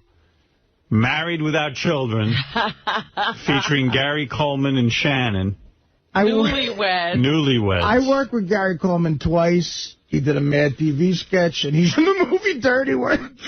And both times, there was 2 years apart, he was on the set hitting on every hot PA. I mean, really? Blatantly. Like, there was this one girl who worked at Mad TV, Tara, who was just like a 10. She was gorgeous. Right. And he, like, followed her around all day. And, like, I mean, really seriously. And he has his assistant who's a full-grown guy who's kind of like a good-looking black guy. And I think he would use him to try to get him chicks. But I always thought he got chicks. But according to him, he was a virgin. Yeah. He was really arrogant, too. Well, listen to this. I mean, this poor girl sounds tortured. Howard, I got to tell you. Can't you just step on him? I got to tell you this. You know, it's better to tell you this on the air because I'm not stepping on anybody's toes, but you brought up Mark Cronin. Right. You'll be very interested in this. And Mark's a good guy and everything. I'm not stepping on any toes here, but right now there's a solid offer for me on the tape. Right. Do you know about this, Gary? No. Okay. No. Mark Cronin's going to executive produce it. My manager just called me last night and said, him and Comedy Central, it's an offer. We thought of nobody else for this. It's going to be a takeover of The Bachelor, but it's going to be Artie. And it's going to, who wants to fuck Artie Lange? Oh, my And goodness. instead of fuck, it's a bleep. Right. And it's an offer, and it would be, 10 broads, and it would be a reality show on Comedy Central, maybe 10 weeks long, whatever, right. and I don't know what kind of money, but I said, that's the funniest thing I've ever heard. It sounds like you're the white Flavor Flav. Well, yeah. I'm sure that's what it is. So they compete to have sex with you, huh? Yes, who wants to bleep Artie Lange? That sounds like a solid offer. I don't know the details. I'll give you the details. Have you said no? I said yes. Have you heard a dollar figure? I wanted my... You know what? I felt bad. Coleman's got an offer for somebody every 3 days, you know. You know, listen, 7 offers, 1 gets taken. But I don't want to sound like some sort of snob. Anybody thinking of me for work is fantastic. I love you. Thank God I got as good as you. But you know what? He's doing good in his career. He doesn't want to look like some horny fucking slob who can't get laid. The guy can get laid. Yeah, I mean, that is not the TV show you want to go on. Yeah. I said to my manager when he pitched it to me, I said, can I guess who's producing it? He goes, yeah. I go, I knew the one guy, Jim Sharp, was a great guy at Comedy Central. I said, Mark Cronin? He goes, yeah, how'd you know that? And now, Artie, I don't mean this in a demeaning way. I do. Okay, so let me ask you a question. That's all right. That's fine. So the object of the show is one of the girls gets to fuck you. Is that the only prize? I doubt it. No, do you think there's other prizes? And I don't know what the girls look. I don't know any details. It could be a bunch of chicks who look. Winners, you know. It could be. Thank you, Robin. It could be a bunch of chicks who look like me in a wig. I don't know what because it's Comedy Central. Does Mark see a sequel like Who Wants to Fuck the Girl That Fucked Artie Lange kind of thing? Because this thing could self-perpetuate. No, but again, I've never talked to Mark about it. I immediately turned it down, but I said to my manager, I would be real curious if you could find out a dollar figure. So you turned it down without even knowing a dollar figure? Yeah, because, I mean, look. Did you even get the premise of whether the girls are beautiful? No. I just told them, when I found it was Mark, and again, thank you for thinking of me for a job. Yeah. No, that's very nice, and I understand what's going on there. Okay, listen. You would be the star of a show. I have a good piece of tape for you, Howard, before you move ahead. Well, Richard Lewis is here. I want to say hello to him. Just take 2 seconds. All right. You're on JD page 1 right now, yeah, right? What do you have? Upper left-hand corner. There seems to be an assault by aging actresses to go on network television and curse. Remember how Diana Keaton said fuck? Yes. Well, here's Jane Fonda on the Today Show saying cunt. Oh, really? Oh, good. And not by accident, not like a joke. And there's no bleeping on the Today Show. No. And I know when it started, there were some A-list celebrities who came out to help you, but Jane, you at first were not a big fan of the play, so what turned you around? Well, it wasn't that I wasn't a big fan. I hadn't seen the play. I live in Georgia, okay? I was asked to do a monologue called Cunt. And I said, I don't think so. I got enough problems. But...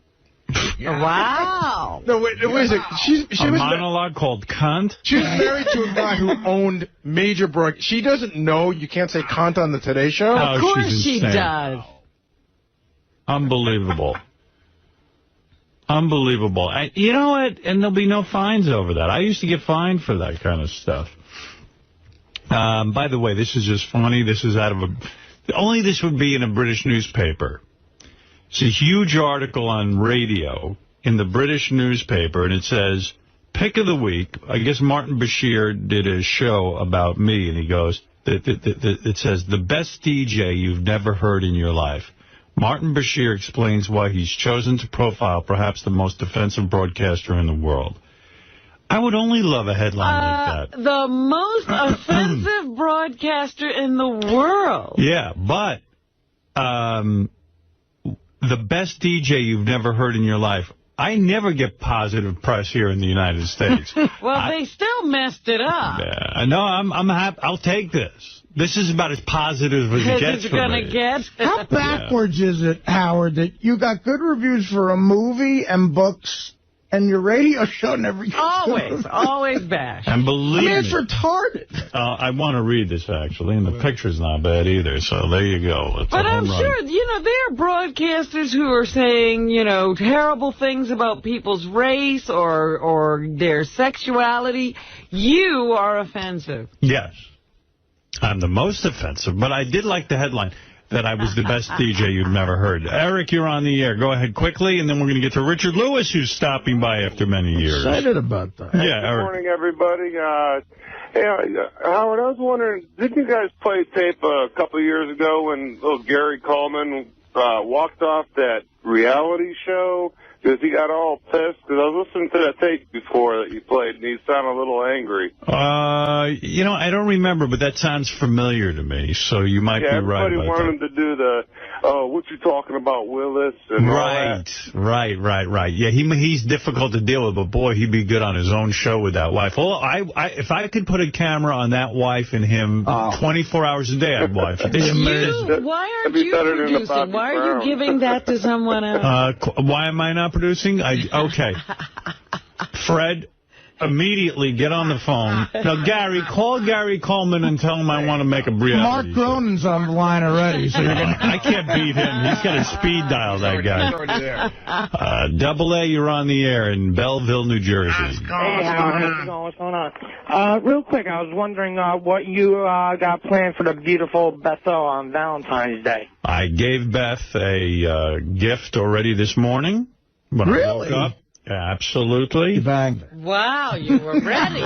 No, actually, I didn't give her that gift. I'm giving you the gift of my cock. Although I was getting upset during the Lisa Rinna interview when she's talking about how she does that double hand job move. The basket thing. I want Beth to start looking into stuff like that. Where's your Valentine's? Yeah, where's my basket? But anyway, yeah, Mr. Basket. I gave her a... It's funny, I was watching the TV show about the Brady marriage, the Brady kid. I can't believe you watched that. Yeah, I watched that. And Beth watches it with me, and we were watching it, and for his birthday, that girl, Adrian, went out and did a photo shoot with another girl, and she was completely nude. Really? And Brady got upset. He goes, you know what? I didn't want it. You did this for you because you got a lesbian crush on this chick and you wanted to hold her naked and stuff, and I'm really resentful of this. He doesn't want her running around because he knows she's she's bi, right? Yeah, so I got a big binder. A couple of listeners helped me out with this. I took Ralph's head, and I have naked pictures of me and Ralph in bed in various poses, photoshopped. And I wrote this beautiful... I hope it's Photoshop. It is. I made a card and I said, honey, you've been... This is a gift, the best gift I could ever give you. It was everything that Adrian said to the Brady kid.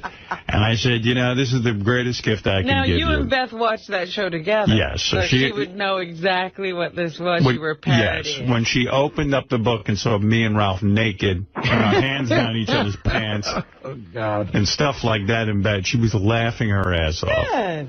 And I want to thank the listeners for helping me with that, because I don't know how to Photoshop for nothing. Yeah, you could never have done that. I would have actually had to go and take pictures with Ralph. Our listeners are the best Photoshoppers in the world. They certainly are. And then I gave her this big box of various candies that she likes, lots of different things that she can open today. And then I also am taking her she wants this bag and a pair of shoes, so we're going to go shopping together on the weekend. And then... Nice. And I'm taking her to dinner tonight. Are you, you got away from the over-the-top gift. Jewelry, This is a nice way to spend Valentine's. Yes, we're back to something a little more normal. Yeah. You should take her to Artie's gig on Saturday. You want to know something? We were all set to go. By the way, I have to thank you because no pressure at all. I was going to ask you if you wanted to go. But that was nice of you to mention that you might go. The promoters loved it. I mean, the show sold out last week, but you mentioned it even a few weeks ago, and I think that had a lot to do with it. Booker called me. Right. He's going. Oh, good. Is he going with that crazy girl of his? No, she's not crazy. What are you talking about? I mean, crazy good looking. The press has that all wrong. Booker told me. Okay.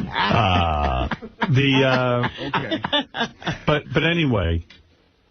So I was going to go down there. Yeah, someone told me that. You said it again. Yeah. And then I backed out, so I don't know if I'm going or what, but I really do want to get down to the Borgata. In the commercial, they were saying Artie Lange, and they reminded me they have poker tables there where you can sit and play poker. Right. And I got all well, you're up. a genius, apparently. That's what and they say. you're a comedic genius. Yeah. So say that! who wants to miss that? Well, listen. Genius of Artie Lange. Well, it is all the new material since Carnegie Hall. But good. Another time, I just appreciate you saying that and thinking about it. I was so, and then I couldn't get it together. But who knows? At the last minute, I might. Honestly, with Fridays off, forget about this weekend. I would love to go down there one weekend in the next month or so and play poker.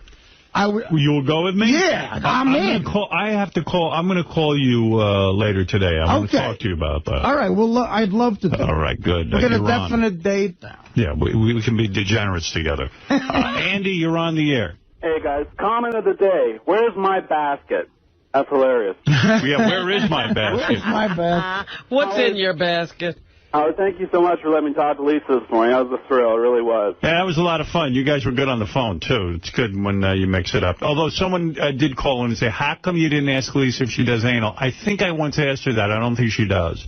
Is this strange? I don't know what I'm more thrilled with, Howard. Talking to you, no offense, or talking to Lisa. Is that strange? Well, listen, no. You're a man, and talking to Lisa is fun, and she's somebody you beat off to. You're no homo. Yucko the Clown quickly, and then Richard Lewis is in here. Did you get Yucko's invitation? Happy Valentine's Day, you prick. Hey, I did. I got a wedding invitation to Yucko's wedding. I am so happy about this wedding invitation. I'm not. Oh, good. No, yes, I am, because it's in Georgia. Oh, but you see, that's my point. You make my point. I'm going to turn you from being happy to unhappy. And it ain't Atlanta, Georgia, Robin. It's shit town. Yucko knows we're not going to Georgia. Yucko wants a gift. Sure. Well, what do you mean, sure? I don't want shit from you. Fuck you fucking clown. Yeah, no, you know what? I think Howard's got a point. I only have to send a gift. It's a shakedown. Come on. Come on. What do you mean? Don't you want to see the lovely couple Last do well? time he was in here, he should have just come in with a bucket.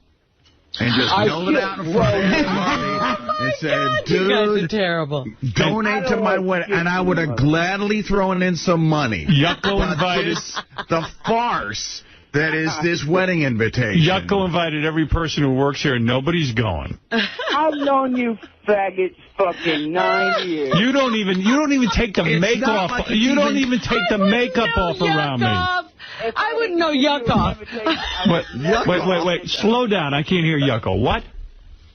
If I didn't give an invitation, I'd hear from you fuckers, oh, Yucko didn't give me an invitation. No. Oh, I would not. I would have thanked you.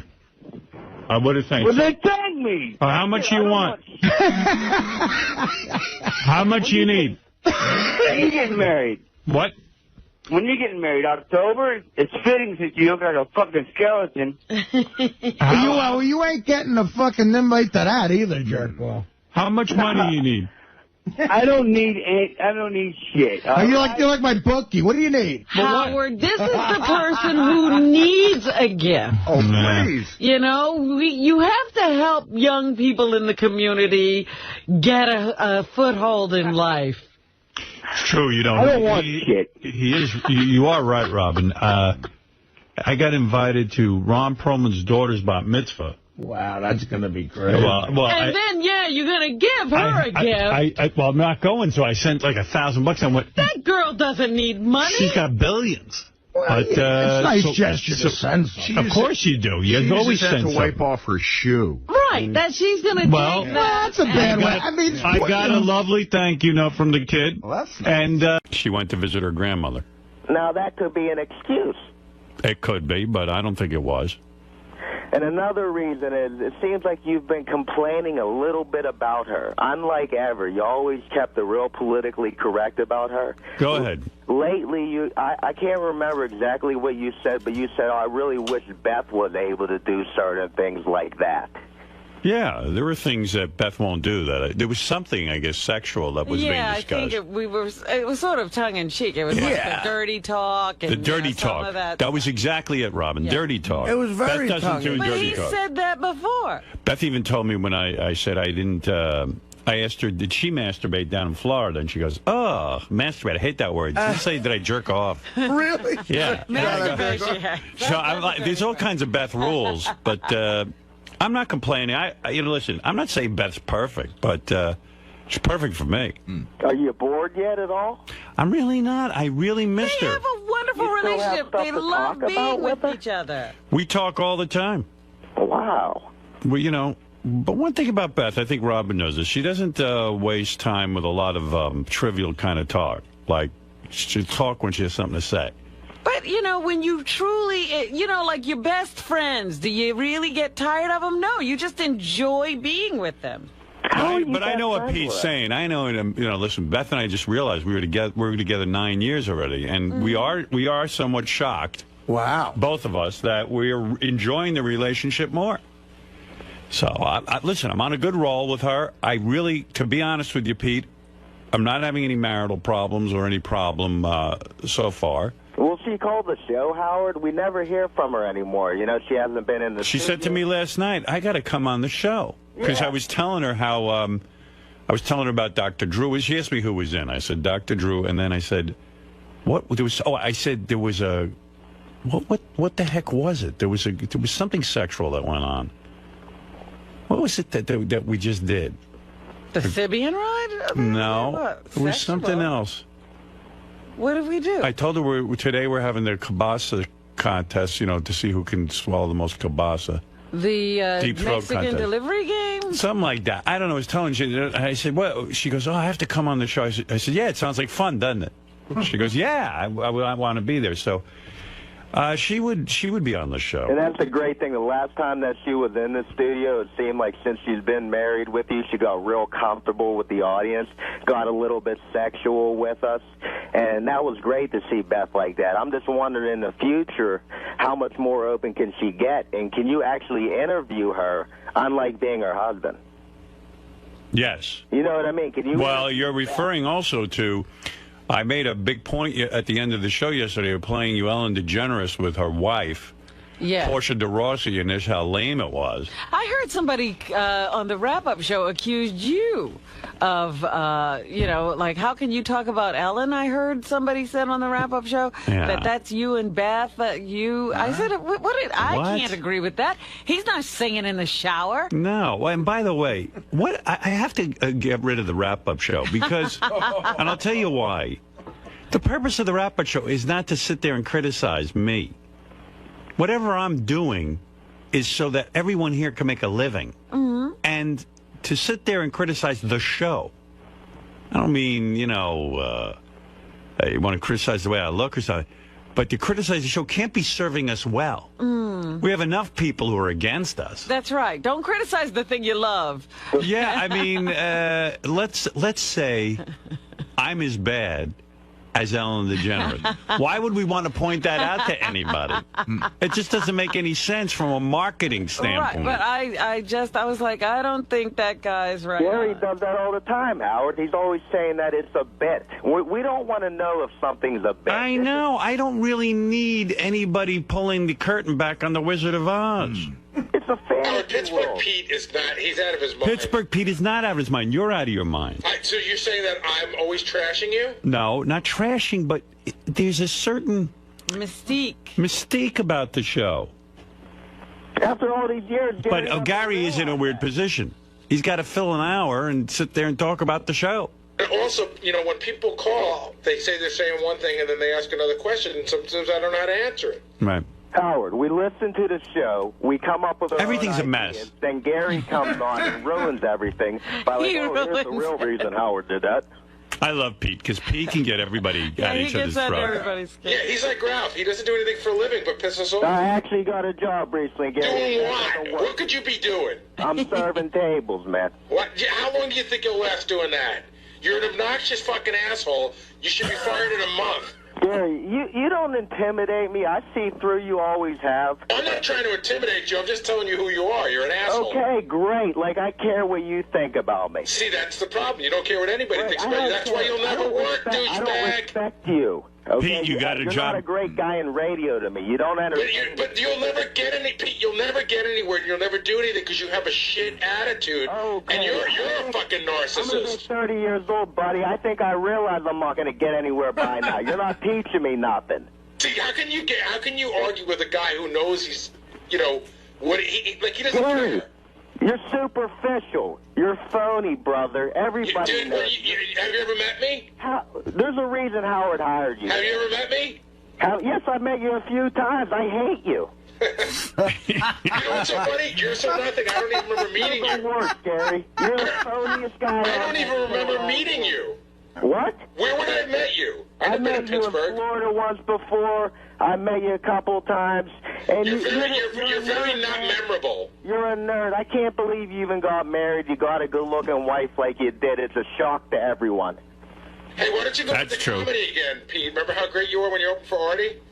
How great are you every day on the wrap-up show, Gary? You're never funny. I'm great enough to be getting continually paid for it for 3 years. You did it once, and they fucking practically lynched you. You are a character. You're Bubba Booey. That's the big bit. It's you. And you're not a character. You're Pittsburgh Pete, the asshole. Gary 𝗏𝗏𝗏𝗏. We don't care about Gary. We care about the monkey face making us laugh. That's what we care about. You don't got to come on the wrap-up show, you and John Hine, and say, oh, Howard did this. That's a bit. That's not who he really is. Robin did this, but privately... Pete, let me ask you a question. I don't want to know that. Do you want the wrap-up show canceled? No, it's a good show. It's fine. Well, then what do you want?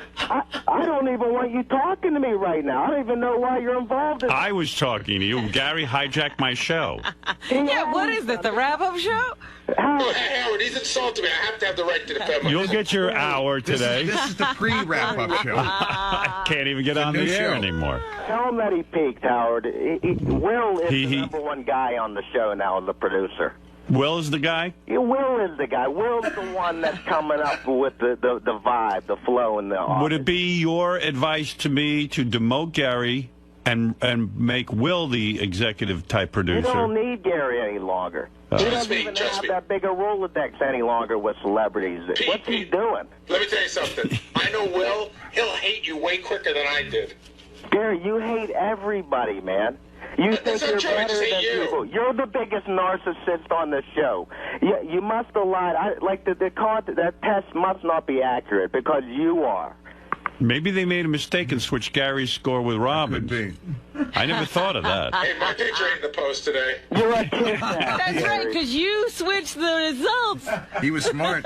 Is Gary correct when he says that you will never hold on to your waitering job, that you're too abrasive? I've had about 85 jobs in my life. The longest one was about a year. That's when I was bartending. It's miserable. Financially, I've never made more than $5,000 a year. And $5 grand? $5 grand is my biggest year ever. What is it? Is it your personality? You seem like a... I'm very... I get a job and I get bored. You know, I do feel I'm a creative person, but I just see my future and like I'm going to be here the rest of my life, and it frightens me. So I quit, and I like laying around smoking weed, and that's, you know, the radio is a big part of my life, Howard. What happened to your last job, Pete? My last job? Yeah, what happened? What went wrong? What was your last job? No, my last job, I was bartending. That was a year ago. I haven't worked in a year. I finally got a job now, so I'm happy again. As a bartender, you only made $5,000 for the whole year? Yeah. He quit. But for $5,000, he worked for a year and made $5,000? He worked a whole year. I know bartenders will make that in 2 weeks. Yeah, that's what I'm saying. I mean, this is the you most... You must have been the worst bartender ever. It must have been a horrible bar. It was a dive bar. Like Artie once said when we first talked, it was a shot and beer bar, you know. It was my first gig ever, but it was the best time I've ever had in my life. Being behind the bar, when you're the bartender, you're the king, Howard. Like you on the show, it's a small level of that. You're the local celebrity. So why would you walk away from such a thing? Because I had a major setback in life, and it was hard dealing with the customers when I had to deal with emotional issues. What was the major setback? I lost my mother, man, about a year ago. Okay, so you had to quit the job? No, that's where I'm stupid. You know, it was the worst decision I ever made. I had 5 women, and I quit my job. They wouldn't even take my calls anymore. Everything fell apart. You know, the best thing I had was Sirius satellite radio. That's not just to kiss your ass, but, you know, when you're laying in bed, you're smoking the weed, and you got the Howard Stern world, there you go. I could go off into that fantasy world. Why not try another place, Pete? I've tried. It's hard. You cannot find a bartending job unless you know somebody. So I'll make some money. What is it, Gary? The question for Pete is if his best year was $5,000, how do you live? I live with my father, my sister. But like, who's paying for your Sirius? I have a credit card. Wow. You know? Is that run up big? Like, are you over drawn on your credit? What's your financial like? Are you handling your bills right now and everything? The mortgage, you're paid off, you're taking care of everything? You know what? I never carry a finance charge